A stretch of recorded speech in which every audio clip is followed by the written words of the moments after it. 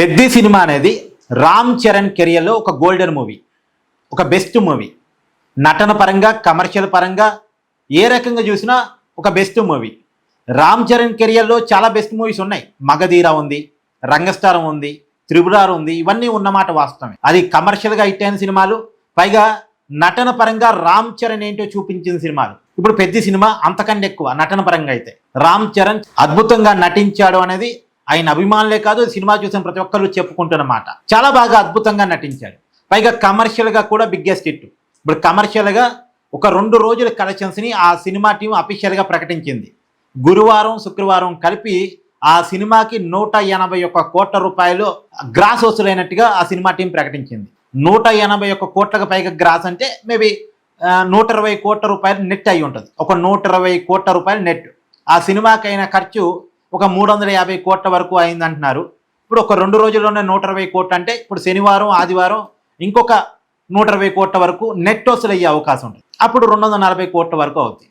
Next week కూడా cinema ఇలాగే బాగానే ఆడితే అభిమానులు బాగానే చూస్తున్నారు, రిపీటెడ్గా చూస్తున్నారు. ఇప్పటికైతే సినిమాకి మంచి టాకే ఉంది.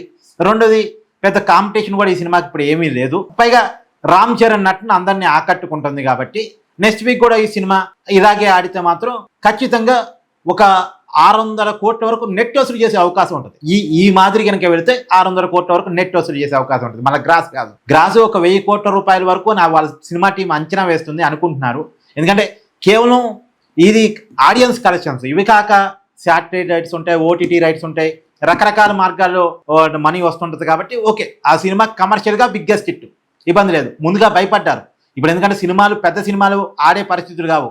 థియేటర్లకి జనాలు పెద్దగా రావట్లేదు. ఒకప్పుడులాగా థియేటర్లకి జనాలు రావటం అనేది బాగా తగ్గిపోయింది, అలవాటు పోయింది. అసలు ఏముంది, ఒక నెల ఆగితే ఓటీటీలో వస్తుంది, లేదా ఇంకొక 2 నెలలు ఆగితే ఓటీటీలో వస్తుంది, ఇంట్లో కూర్చొని చూడొచ్చు అనేటువంటి ఆలోచనతో ఉన్నారు. ఇప్పుడు ఇంట్లో కూర్చొని చూడటం ఏముంది, రిమోట్ నొక్కొని పాజు కొట్టేసి బాత్రూమ్కి పోయి మళ్ళీ వచ్చి మళ్ళీ ఓకే చేసుకొని నొక్కోవచ్చు. దశల వారీగా సినిమా చూడొచ్చు. 3 గంటలు కూర్చొని సినిమా చూడాల్సిన అవసరం లేదు. ఇప్పుడు ఒక అర్ధగంట చూడొచ్చు, రేపు ఇంకొక అర్ధగంట చూడొచ్చు.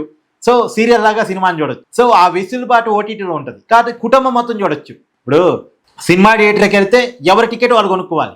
అదే ఇంట్లో అయితే ఓటీటీ ఆల్రెడీ ఉంది అంటే కుటుంబం అంతా చూడొచ్చు. అందులోనూ ఒకేసారి చూడాల్సిన అవసరం లేదు. ఏ సీన్ కావాలో ఆ సీన్ మళ్ళీ వెనక్కి పెట్టుకొని చూడొచ్చు. లేదు, ఇష్టం లేని సీనో ఇష్టం లేని పాట వస్తే ఫార్వర్డ్ చేయొచ్చు ముందుకి. సో రకరకాల ఆప్షన్స్ కదా. అందుకని ఓటీటీకి జనాలు అలవాటు పడ్డారు. సినిమా థియేటర్కి రావడం తగ్గించేశారు. పైగా సినిమా థియేటర్కి వెళ్తే పెద్ద కాస్ట్ అవుతుంది అనేది కూడా సామాన్యుల్లో మధ్య తరగతిలో వచ్చిన ఒపీనియన్. కాబట్టి సినిమా థియేటర్కి జనాలు రావట్లేదు కాబట్టి చాలా భయపడ్డారు. సినిమా రిలీజ్ అయ్యేటప్పుడు వస్తుందా రావా, డబ్బులు చాలా పెద్ద ఖర్చు పెట్టామే అని చెప్పి అనుకున్నారు. కానీ మంచిగానే సాధించింది, కమర్షియల్ హిట్ సాధించింది. రామ్ చరణ్ కూడా ఒక మంచి పేరు తీసుకొచ్చింది. కేవలం ఇప్పుడు నాకు తెలిసి కమర్షియల్గా హిట్ కావడం మాత్రమే కాదు, ఈ సినిమాకి అవార్డులు కూడా వస్తాయి. రామ్ చరణ్ నటనకి అవార్డు రావచ్చు, జగపతి బాబు నటనకి అవార్డు రావచ్చు. జగపతి బాబుకి కూడా ఆయన కూడా మంచి నటన చూపించాడు. ఆయన కెరియర్లో కూడా ఒక బెస్ట్ మూవీ జగపతి బాబుకి. ఇక్కడ మీరేమనుకుంటున్నారు కూడా కామెంట్ చేయండి. Thank you.